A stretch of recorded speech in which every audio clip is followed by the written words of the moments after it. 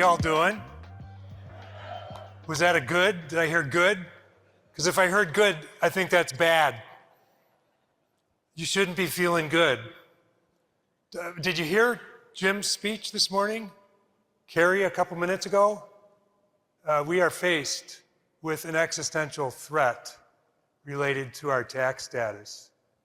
You should be very worried about that. And before we dive into a more detailed explanation of why you should be worried, let me just kick things off with a little video that I think you might find informative.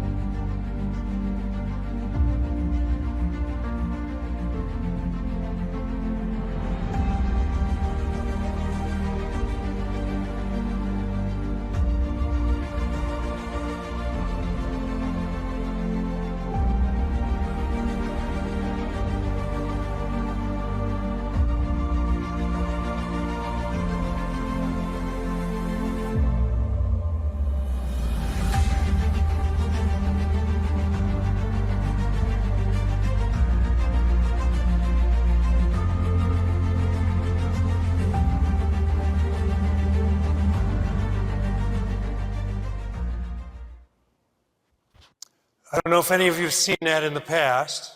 It's been out there for now 3 years, but this is what our friends in the banking industry are saying about you. This is what they're saying that you do.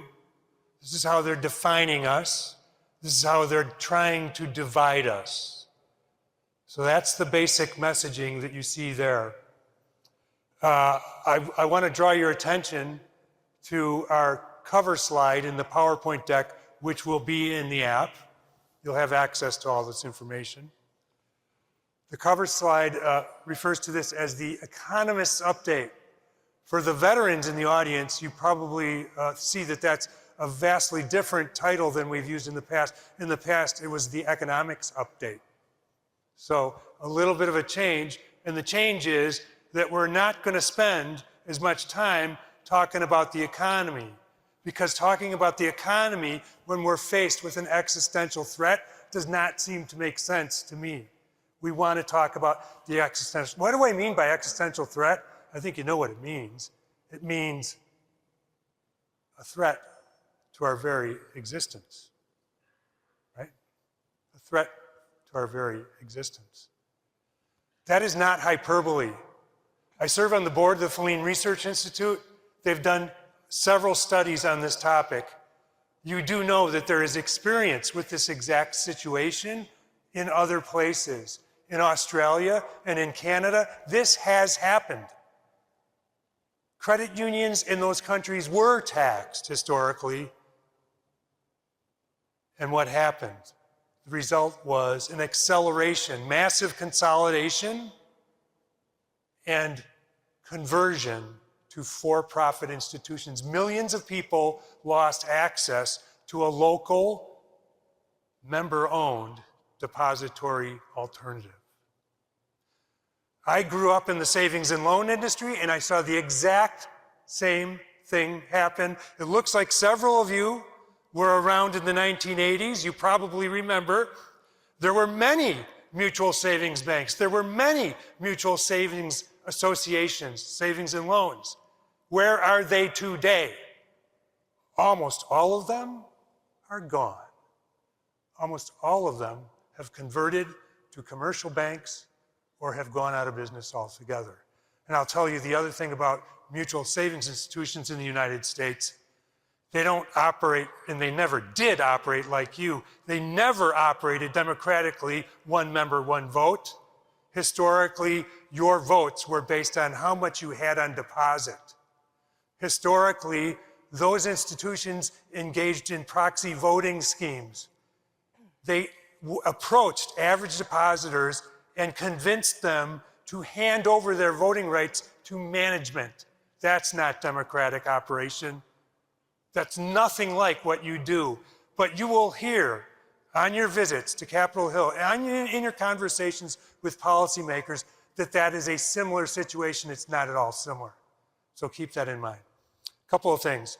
I want to, first of all, underline the idea that while I just showed you a 3-year-old video, we are seeing a constant barrage of collateral from the banking industry. An article from Sheila Bair appeared on February 3rd, basically saying that you've lost your mission focus. You're not serving lower income and moderate income people. Funny that she's attacking credit unions. She headed up, you may remember, the FDIC right around the time that the banking industry nearly collapsed during the financial crisis, which they created, okay? She got a lot of gall talking about credit unions. We didn't have anything to do with that mess, but we suffered the consequences. More recently, the American banker, banks have the best chance in decades to pass a credit union tax. This should get you worried. You shouldn't feel good. Please don't feel good. Do not be content. We need to get our ducks in a row. We cannot let them tell our story. So what we want to do today is just kind of run through some of the actual data. You've heard some stats from Jim. You've heard Carrie talk about some of the data. What we want to do is show you graphically what it looks like so that you have a better sense for how it looks and feels. And you have a better connection to the actual situation on the ground. Now, when banks attack us, they typically do 3 things. They have 3 themes. Basically, you've lost your mission focus, as I said earlier, related to that, that you act just like banks. Show of hands. Who offers checking accounts, share draft accounts? Anybody? Oh, a few of you. Okay, how about savings accounts? Yeah? Mortgages? Okay. And how about consumer loans, auto loans? Do you do that kind of thing? Maybe some of you do commercial loans. Hey, you know what? That's exactly what banks do. You're just like banks. Think about that. How do you respond to that? So we're going to run through the data. We're going to run through these myths that the bankers are feeding to policymakers on a daily basis and arm you, give you the ammunition you need to respond in a forceful, compelling way. Me and Curt are going to do that part of the presentation. So a couple things real quick. Credit unions are just like banks. Now, I hope that I don't have to read this slide to you. More than likely, I'm guessing you all know the stuff on this slide, or most of it. And I gotta say, there's a couple of things that really stand out in this laundry list of things that really do make credit unions different, and I think you know this, and that is the fact that we are democratically owned and controlled, and that we do have different incentives than the for-profit sector has because of that, because we are not serving stockholders, we are not serving Wall Street shareholders, we are serving average people from throughout the country, right? So that sets up a completely different model, consumer ownership and incentives that are aligned differently than what we see in the for-profit sector. How does that shake out in terms of the numbers? Well, if you look at the data, what you find is that in the absence of shareholders, what do? We take the dividends that would be given to those shareholders and we distribute them to average people, our owners, our depositors. The results are really, I think, phenomenal. The results indicate that our 140 million plus members, plus those folks really do get a big bang for their buck. You can see the data on this slide. It's a huge financial benefit that arises because of our lower interest rates, our higher savings yields, fewer and lower fees, and the kicker is that our presence in the marketplace causes banks to price in more consumer-friendly ways. Great, it's great. $37 billion in advantage just in the year ending September of 2024. Amazing, amazing. And by the way, the cost of that to the federal government is about $3 billion. So you take that $37 billion, divide it by 3, what do you get? You get about a 1,300% return on investment. It's amazing. The other thing that I talked about a moment ago is that the incentive structure is different. That plays out in risk-taking, and you can see that across the board in each of these graphics where you can see that banks consistently fail at far higher rates than credit unions, that banks typically fail, the banks that do typically fail are really big banks, And the credit unions that typically fail are tiny, small little institutions, generally speaking. Also, that overall, the aggregate cost of the failures in the banking world are about 10 times higher than what we see in the credit union world. Those are significant differences. And those differences, we think, from a policy perspective, should be embraced and celebrated and supported. I'm going to turn it over to Curt now, and he can talk a bit about some of the other myths that we hear, again, on a daily basis. Curt. All right, thanks, Mike. Oh, go back. All right, so the next myth that we want to tackle is that credit unions have lost their mission focus. So this simply is not the case, and the data backs it up. So let's look. This next set of data comes from the Federal Reserve's Survey of Consumer Finances. It is the single best source of household financial data anywhere. Really, nobody presented with this data can take issue with it because it is the gold standard when it comes to household financial data. And one nice aspect of this survey is that those who conduct the survey ask about use of financial services by type of institution. So we can identify within that survey who are the credit union households, who are the bank households. Of course, some use a mix, but even there we can find which ones primarily use credit unions, which ones primarily use banks. And so the data you see before you is the income and net worth data broken out by those different types of households. And as you can see, whether you're looking at those who only use one type of institution or those who use a mix, credit unions are serving lower income and lower net worth families than banks are. Another area where credit unions are clearly different from banks is in branching patterns. Now, of course, two different credit unions can have vastly different approaches to branching, and that's perfectly fine. But when you look at it industry-wide, you just see a very different approach to branching. And this is something that policymakers really like because no matter what you may think about branching, members of Congress, they love them, especially when they're in their own district.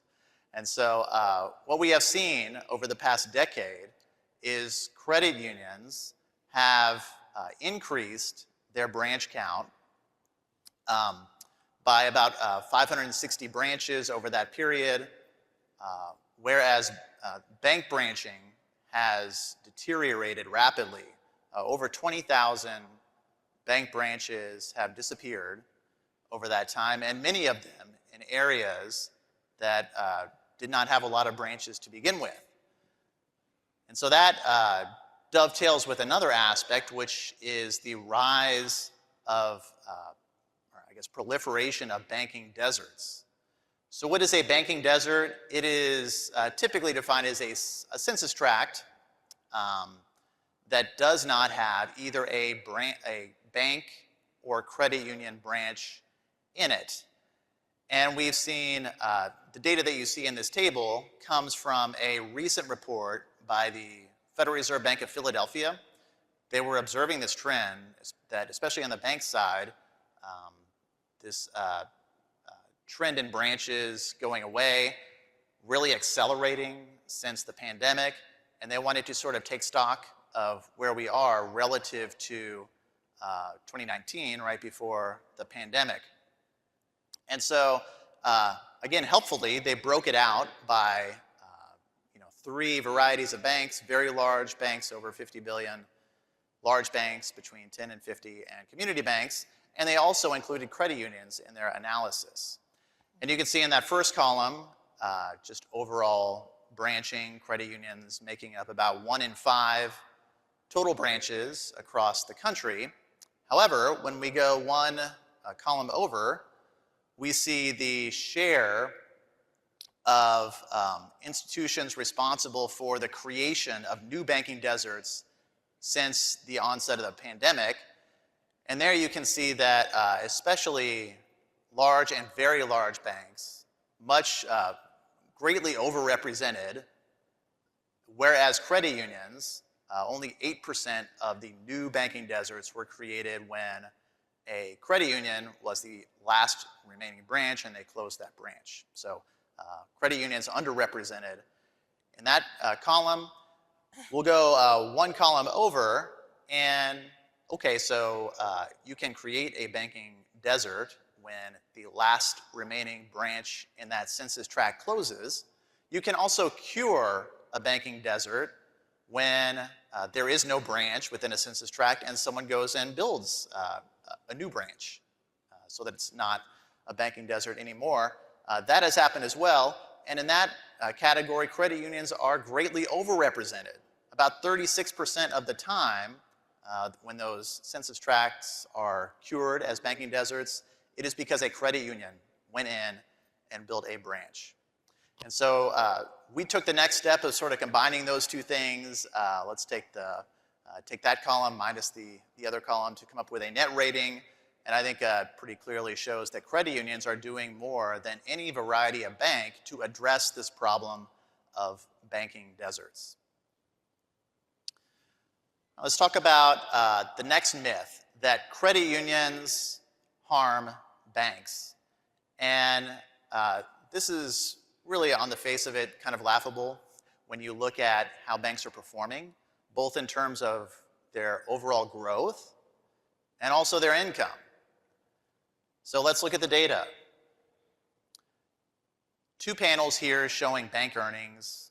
The panel on the left is looking at 5-year increments. So we're just taking the median year within that 5-year span. And you can see how, in dollar terms, the overall bank income over that time. We actually just got the final figures for 2024, just shy of $270 billion in earnings for banks last year. By comparison, credit unions, just over $14 billion in earnings. So roughly a 20-to-1 difference in terms of earnings. And then in that right panel, you can see it's not just dollar amount of earnings, but also that's return on average assets, ROA, is also growing for banks as well. This is a version, you saw, if you were here for Carrie Hunt's talk, you saw a similar version of this chart, but this is looking at the percent of total banking assets held by credit unions, smaller banks, and then the top 100 banks. And it's very clear here. You see that it is the case that smaller banks are seeing their market share erode at a pretty rapid rate. If you go back 3 decades, a vastly different world today than was the case back then. But it is not the case that credit unions are the cause of that. In fact, the credit union share of overall banking assets has remained very stable over the past 3 decades, and it's still under 10% of total assets. And it's very clear, it's the largest banks who are the ones growing their footprint and eroding that market share for smaller banks. This next set of charts comes from a survey that the Conference of State Bank Supervisors does every year of community banks. I know that's small, so I'm going to tell you what you're looking at here. And just as a reminder, all of these slides are in the app, so if you want to take a closer look, feel free. But what these charts are looking at is they have this repeated question that they ask every year in the survey of who is your primary competitor across a range of loan products, deposit products. And we've shown you 4 examples here, which should suffice for really the greater pattern, which is kind of repeated across every one of these. So we have mortgage loans in the top left, then small business loans, bottom left. We've got commercial real estate on the bottom right, and then deposits on the top right. And the community banks are shown in that sort of brownish, I don't know, maybe rust-colored series across each of these panels. And you can see it is the case that when you ask community banks who is your primary competitor, they are less likely to say it's another community bank than they were 6, 7 years ago. So, there is some evidence that community banks are getting less competitive, over the past 7 or 8 years. But who is replacing them as the primary competitor? It is not credit unions, which are shown in blue. It is that green line, large banks, right? And across each and every one of these, you can see that it is the green line, large banks, that are increasingly being identified as the primary competitor for community banks in each of these critical areas. So, when you're going into the offices on your Hill visits and they come to you with this message, just understand it is, that is the message of the banking trades, right? That it is credit unions who are increasingly coming to dominate the competitive landscape. Community banks themselves are not saying that. They're saying it's the large banks who are increasingly becoming more competitive. All right, the final myth that I want to cover quickly, that credit unions don't pay taxes. Of course, we know that's not true. Credit unions pay payroll taxes, they pay property taxes, among others. And so when we add it up, that number is quite significant. In 2023, at both a federal and state and local level, credit unions paid in direct taxes $12 billion. Now keep that number in mind because I want to show how the credit union tax situation compares to what the bankers are currently facing. So we've got two series here that those dark colored bars at the bottom, that is the government's estimate for the federal taxes foregone by virtue of credit unions' tax-exempt status. So the estimate for 2024 is about $3 billion. Banks, meanwhile, are enjoying an incredible benefit dating back to the Tax Cuts and Jobs Act of 2017. Because the corporate rate was cut in that piece of legislation, banks paid $37 billion less in corporate taxes than they would have at the prevailing rate pre-TCJA. So which industry is right now benefiting from government handout? I don't think it is the dark colored bars along the bottom. And then finally, just want to quickly talk about subchapter S banks. Of course, these are closely held banks, 100 or fewer owners, generally don't have publicly traded stock. Tend to be small banks, but some of them can be quite large, up to, I think the largest one is over 20 billion in assets. But these are very common. In fact, just under 1,500, so about 1 in 3 banks is a subchapter S bank, and they have beneficial tax treatment as well, because their subchapter S bank's earnings only get taxed once at the level of the owner, whereas a standard C Corp would face double taxation. They would get taxed first at the corporate level and then again at the personal level if there are dividends. So these subchapter S banks do have beneficial tax treatment, and the estimate for that benefit is over $1 billion. So again, add this to the slide I showed you earlier of over 30 billion benefit from TCJA, and obviously banks are doing just fine and benefiting from a pretty solid, pretty beneficial tax treatment as well.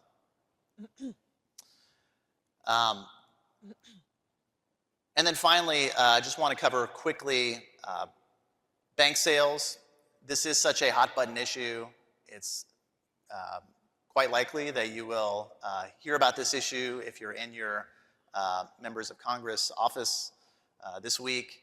And so, just for the sake of time, I won't go through this in great detail, but I just want to highlight a few things. First of all, that it is still the case that credit union purchases of banks are relatively rare, Even more so, they tend to skew very small.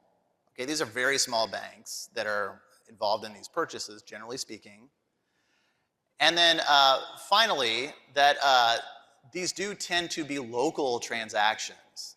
And that is often not the case when you have bank-to-bank acquisitions. And so I'll let you look through it in more detail. Just for time, we're going to kind of speed up here, but I will dwell here just for a second. 70% of total community bank assets involved in mergers were acquired by an out-of-state bank. Okay, so when we're talking about local impact, it is in many cases better for the community if it is a credit union who is involved in that merger rather than some big out-of-state bank. And then lastly, I will remind you of the website, don'ttaxmycreditunion.org. You probably already heard that this week.